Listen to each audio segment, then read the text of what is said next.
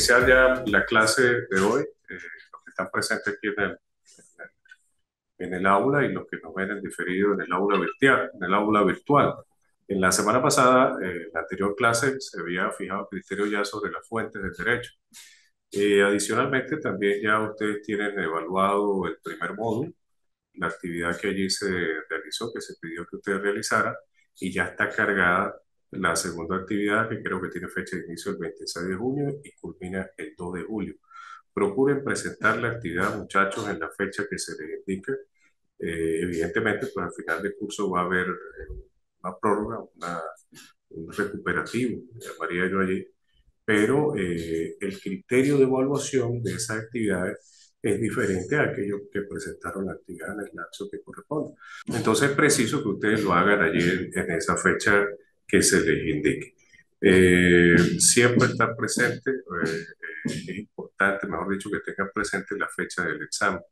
En el plan de evaluación allí tienen la fecha del examen. Recuerde que ese examen sí no tiene recuperación, no tiene una actividad para recuperar ese examen y tienen que tener previsión sobre la fecha de la evaluación de ese examen. Nosotros para continuar con la materia de introducción al derecho vamos a hablar hoy sobre un poco sobre la clasificación de las normas y vamos a hablar también sobre la pirámide de Kelsen. Vamos a iniciar sobre la estructura, cómo se forma el ordenamiento jurídico de un Estado y cómo podemos esquematizarlo en un orden jerarquizado, por decirlo de alguna manera, como así lo establece Hal Kelsen en su pirámide.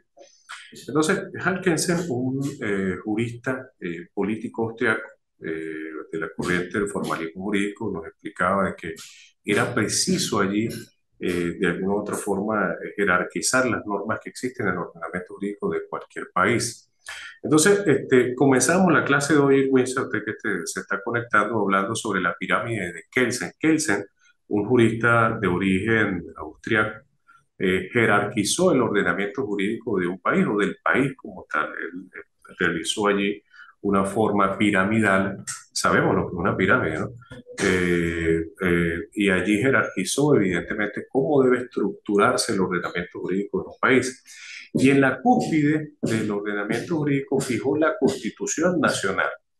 En cualquier país que exista una constitución política, la Constitución Nacional o la Constitución Política de ese país es la norma suprema, es la norma principal del ordenamiento jurídico. En Venezuela, cuando nosotros revisamos la Constitución que entró en vigencia en 1999, nosotros podemos revisar allí con claridad de que en el artículo 7 de esa Constitución Nacional se establece que la norma suprema del ordenamiento jurídico venezolano es la Constitución Nacional. Entonces, ¿y por qué es importante esto, no? A los ojos de la aplicación de la norma, cuando el operador de justicia va a aplicar un ordenamiento jurídico, pues ese ordenamiento jurídico principalmente, todo el aparataje jurídico debe estar subordinado o yo voy a decir sumiso a las normas de rango constitucional. Cualquier norma de otra, digamos, de otra categoría, como vamos a revisar ahorita Irwinsa, perdón, que contradiga o colide, sería más bien la palabra, con las normas de rango constitucional, debe desatenderse. Por eso en Venezuela existe un control difuso y un control concentrado de la constitucionalidad. Eso es un tema que ustedes van a revisar en derecho constitucional, pero puedo decirles que en el caso del control concentrado, valga la redundancia, le corresponde a la Sala Constitucional del Tribunal Supremo de Justicia desaplicar aquellas normas que vayan a contradecir, digamos, a chocar con las normas de rango constitucional. Ojo, por eso se llama control concentrado de la constitucionalidad. Le corresponde solo a la Sala Constitucional del Tribunal Supremo de Justicia. Pero hay un control difuso. ¿Y cuál es ese control difuso? Todos los órganos jurisdiccionales del país, recordemos que hay tribunales civiles, agrarios, penales, administrativos y mercantiles, por supuesto, de tránsito, tributario y en diferentes ramas del derecho. Cuando estos tribunales, independientemente de cuál sea su categoría, el WINSA y usted, señorita, observen que hay una disposición de carácter legal inferior a la norma constitucional, debe desaplicar esa norma, pero se llama control difuso, porque le corresponde a todos los órganos jurisdiccionales del país. No importa su competencia, por la materia o por la cuantía, y por supuesto no importa la competencia por el territorio. Podemos hablar si en el estado Mérida, en el estado Táchira, en Portuguesa, en Zulia, en Bolívar, en Amazonas. Independientemente de cuál sea la jurisdicción de ese tribunal, está en la obligación de garantizar que se respeten los principios constitucionales. Entonces, decíamos que la primera norma, eh, hablamos de la Constitución Nacional, pero de seguida, en ese orden jerárquico que habla Kelsen sobre la estructura de un ordenamiento jurídico, encontramos la ley. Bien, pero hay leyes orgánicas y leyes ordinarias. Cuando ustedes, creo que en esta segunda actividad, yo les mandé a pedir una exposición sobre el proceso de formación de la ley. Cuando yo, en esta segunda actividad, creo que les pedí que revisaran el proceso de formación de una ley en Venezuela. Tienen que consultar la Constitución Nacional. No bueno, hay muchas maneras de ir formando nuestra propia biblioteca. Usted puede hacerlo en el sistema de la computadora o tener el libro en físico como tal. Usted como estudiante de Derecho, ya su primer libro que usted debe tener es el Código Civil y por supuesto la Constitución Nacional. Eso es lo primero, el primer libro que usted debe consultar, el primer texto jurídico como tal de compendio de ley, principalmente la Constitución Nacional. Entonces, cuando ustedes revisen, muchachos, ese artículo 202 y siguientes de la Constitución Nacional, allí se va a encontrar usted con el proceso de formación de la ley. Les dije ahorita, hay leyes orgánicas y leyes ordinarias. ¿Por qué se les llama así? Primero, bueno, porque la Constitución Nacional en el proceso de formación tiene un tratamiento diferenciador en la formación de las leyes orgánicas a diferencia de las leyes ordinarias. Perdón. Y esas leyes orgánicas en el ámbito de aplicación tienen preferencia sobre otras leyes en particular. Vamos a suponer, fíjate, hay una ley especial, la ley orgánica de violencia contra la mujer, por ejemplo. Encontramos tipos penales allí. Sí, fíjate, encontramos allí tipos penales o situaciones jurídicas de carácter legal. Está también la ley orgánica de protección de niños, niñas, adolescentes. Pero, por ejemplo, está la ley de identidad. Entonces, cuando se pretenda utilizar una ley que atañe, por ejemplo, la identidad de los niños, niñas, adolescentes, debe aplicarse con preferencia a las leyes orgánicas. Si sale, se queda fuera. Si no, apaga el teléfono. Perfecto, a menos que sea una emergencia. ¿Es una emergencia? Pues, sí, no, no. Sale, pues, conteste y regresa. No, no, no, no. Listo, perfecto. Disculpe, Luis. Entonces, fíjate, hay algo que quería con respecto a las leyes. Esas leyes orgánicas, cuando usted revisa el proceso de formación, tiene 5 pasos fundamentales. Una iniciativa, una discusión, una sanción, una promulgación y una publicación. Y en cada uno de esos escenarios, en cada uno de esos escenarios, eh, esa iniciativa le corresponde bien al 15% de los electores, bien a la Asamblea Nacional, bien a un grupo de personas en particular. O sea, ahí se especifica quién puede promover que se publique una ley. Después, en Venezuela anteriormente había una Cámara de Senados y una Cámara de Diputados. Ya no existe eso. En Venezuela se creó una Cámara, o mejor dicho, una asamblea unicameral, es decir, donde funciona única cámara, que es la Cámara de Diputados, pero se crearon diferentes comisiones. Por ejemplo, la comisión que va a regular el tema de las construcciones, el tema de los salarios, el tema de la salud. Entonces ellos se encargan de evaluar, por supuesto, las situaciones de cada uno de esos escenarios, de esos espacios y promulgar, o mejor dicho, discutir las leyes. Son 2 discusiones. Y allí cada uno de esos pasos pues tiene un momento en particular y una autoridad en particular. Quien sanciona una ley es la Asamblea Nacional, pero quien la promulga y la publica es el presidente de la República y también ahí hay un proceso en el caso de que se considere de que la norma es inconstitucional. Si la norma, el proyecto es inconstitucional, fíjate que hasta en el mismo proceso de formación tiene que respetar en digamos, esa figura jerarquizada que es la pirámide de Kelsen, respetar la Constitución Nacional. ¿Bien? Entonces, eso serían las leyes orgánicas y las leyes ordinarias, es ese mismo proceso de formación también, pero tienen, digamos, jerárquicamente un escalafón inferior a las leyes orgánicas. ¿De acuerdo? Wilson, ¿alguna pregunta hasta ahora? ¿Me ha entendido bien?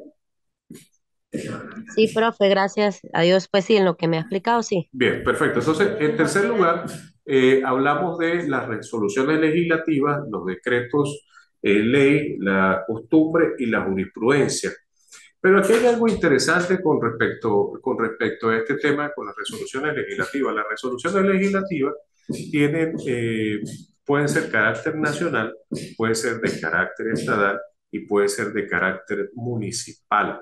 Por ejemplo, las resoluciones que emite la alcaldía de ordenanzas municipales de cómo debe, digamos, para manejar el tránsito, por ejemplo, o cómo va a pagar usted los impuestos dependiendo de cuál la ubicación geográfica. Entonces, esa ordenanza municipal tiene una vigencia únicamente en el municipio de San Cristóbal. Por ejemplo, hay ordenanzas o legislaciones de carácter estatal y, por supuesto, las legislaciones de carácter nacional o esos decretos. Hay unos, a través de la ley habilitante, que eso entra en el segundo renglón luego de la Constitución Nacional, la ley habilitante es una excepción para que el presidente de la República emita decretos leyes. En Venezuela aún está en vigencia una ley habilitante que fue otorgada en el 2014-2015 al presidente de la República por una situación de emergencia de carácter político, netamente de carácter político. Allí se le dio amplias facultades al presidente de la República, válidas, por supuesto que son válidas, están en la Constitución Nacional, para que el presidente de la República legislara sobre diferentes temas en particular que considerara su grupo de ministros de relevancia para legislar y crear ordenamiento jurídico. Sería también en el caso de este organigrama que nos presenta Kelsen, la forma como se jerarquiza las normas, habla de las jurisprudencias. Miren, yo creo que en la clase anterior hablábamos sobre lo que era la jurisprudencia y la jurisprudencia, Wilson, son las decisiones que toman los tribunales de la República, ¿cierto? Pero en algún momento, muchachos, en algún momento esas jurisprudencias se convierten en carácter obligatorio, sobre todo cuando son dictadas por la Sala Constitucional o la Sala Plena del Tribunal Supremo de Justicia. Allí menciona ese carácter de obligatoriedad, o sea que es una ley para todos, ¿sí me entiendes? Fíjate, no está publicada en una gaceta, esa ley no la conocemos como la que normalmente estamos acostumbrados a mirar, Wilson, ese librito amarillo que habla de la Constitución, ese librito rojo que es el Código Civil, el Código Orgánico Tributario, no, son jurisprudencias, pero hay un detalle importante y esto nos lleva a recordar el artículo 2 del Código Civil. ¿Qué dice el artículo 2 del Código Civil? La ignorancia de la ley no excusa de su cumplimiento. Eso es, ya no lo habíamos comentado en clase anterior, que el hecho de que se ignore la ley no excusa de su cumplimiento. Bueno, mire, esto es un tema importante, Luis, porque usted como particular, como ciudadano, pues evidentemente usted no conoce toda la legislación que existe en un país. Si usted va para la grita, discúlpeme que mencione ese pueblo, o más hacia adentro, más, pueblitos más alejados, pues ellos conocen de su propia ley, ¿cierto? Ellos conocen la propia ley de la palabra, pues sí. Pero allí rige también ordenamiento jurídico y el hecho de que ellos desconozcan la existencia de esa norma no se pueden excusar y decir, no, mire, es que yo no sabía. ¿Sí entiende? Por ejemplo, en un accidente de tránsito, el paseo peatonal tiene preferencia sobre los vehículos. Si hay un semáforo, así está en rojo, pero yo estoy a mitad del paso peatonal, en la ley de tránsito y transporte terrestre me da a mí como peatón mi derecho de preferencia. Ojo, así el semáforo está en rojo, muchachos, pero si yo estoy a mitad del paso peatonal, el vehículo debe frenar y dejarme pasar a mí, porque es la vida es la que se expone allí, ¿sí me entiende? Pero el conductor puede decir, bueno, mire, es que yo no sabía que eso era así. Bueno, el hecho de que usted ignore, por eso ese artículo 2 del Código Civil es muy importante en las futuras materias de usted y en el ejercicio de la profesión. El hecho de que usted ignore la existencia de la ley no le va a costar que usted cumpla con ese dispositivo. Y en tercer lugar, hablamos de la costumbre. Pero cuando hablamos de la costumbre, hablamos de normas consuetudinarias, es decir, aquellas que se imponen solamente por un tema moral. Ahorita está muy de boca, muchachos, el tema de la inclusión de la diversidad de género.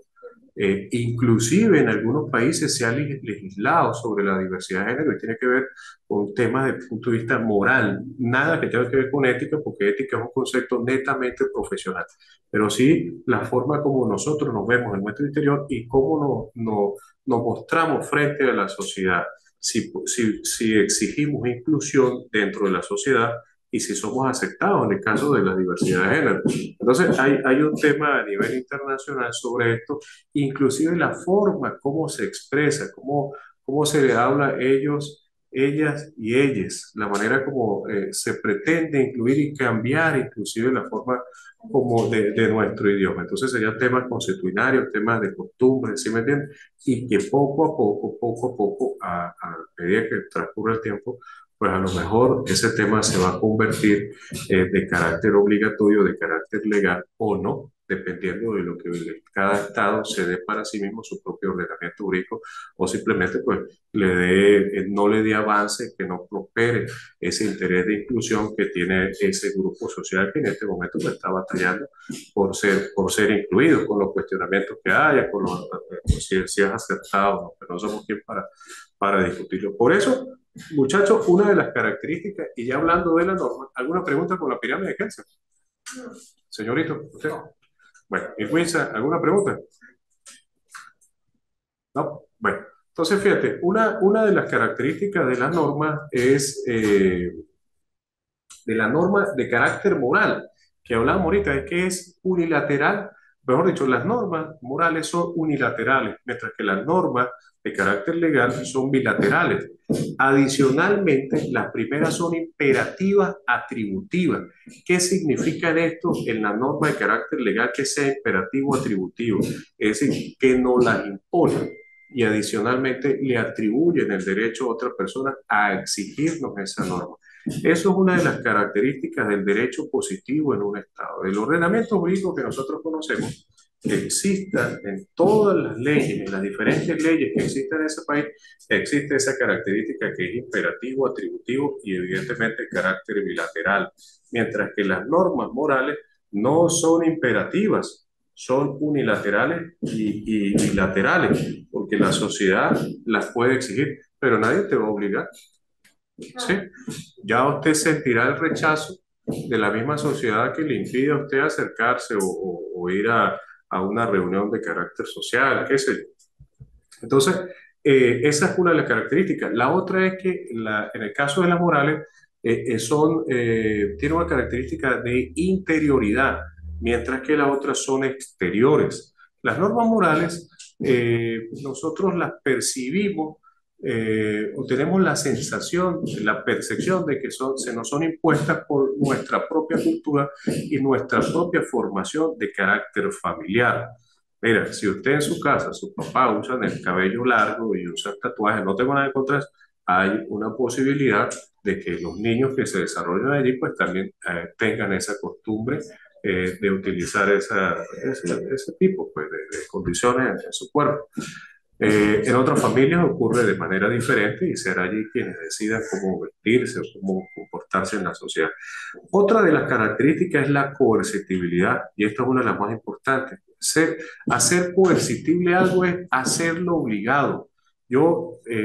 Si usted no cumple, le pongo una sanción de carácter pecuniario o una sanción de carácter corporal. Esa es una de las características de la norma de carácter legal, ¿no? La coercitibilidad. Le repito nuevamente, si usted no cumple, yo lo voy a obligar. ¿Cómo? Le pongo una multa o lo llevo a la cárcel. Es decir, sanciones de carácter pecuniario o de carácter corporal. Ajá. Y en el caso de la incoercitibilidad, que tiene que ver con las normas morales, pues es muy difícil que la sociedad pues, nos exijan ciertos comportamientos. ¿De acuerdo? Entonces, cuando hablamos de la clasificación de las normas, fíjate, en la clasificación de las normas hay varias maneras de clasificar la norma.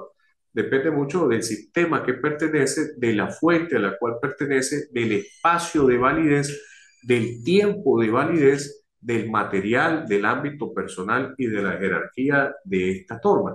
Si revisamos la primera clasificación, que es del sistema al cual pertenece, nos referimos a normas de carácter nacional, y nos referimos a normas de carácter extranjero. Si hablamos de las normas de carácter nacional, pues son aquellas normas que son dadas, dictadas por la Asamblea Nacional, por el Consejo Legislativo o la Asamblea Legislativa en cada municipio, en cada estado y por supuesto a nivel nacional, ¿de acuerdo? Que son los únicos entes que pueden dictar disposiciones de carácter legal. Y las normas de carácter extranjero nos referimos a los tratados y acuerdos internacionales. Pero para que esos tratados y acuerdos de carácter internacional tengan validez en Venezuela, tienen primeramente que ser aprobados por la Asamblea Nacional. Tiene que revisarse, primero suscrito por quien debe obligar al país, bien sea el presidente de la República o la Cancillería, el canciller, el ministro de Relaciones Exteriores o a quien le corresponde en el caso de una embajada o en un consulado. Pero las normas de carácter internacional tienen esas características, son aquellas creadas por los organismos multilaterales que no solamente van a regular la relación entre el Estado y los particulares, que es lo que se conoce como derecho público internacional, también entre los estados y las empresas entre sí, que es lo que se conoce como normas de derecho privado de carácter internacional.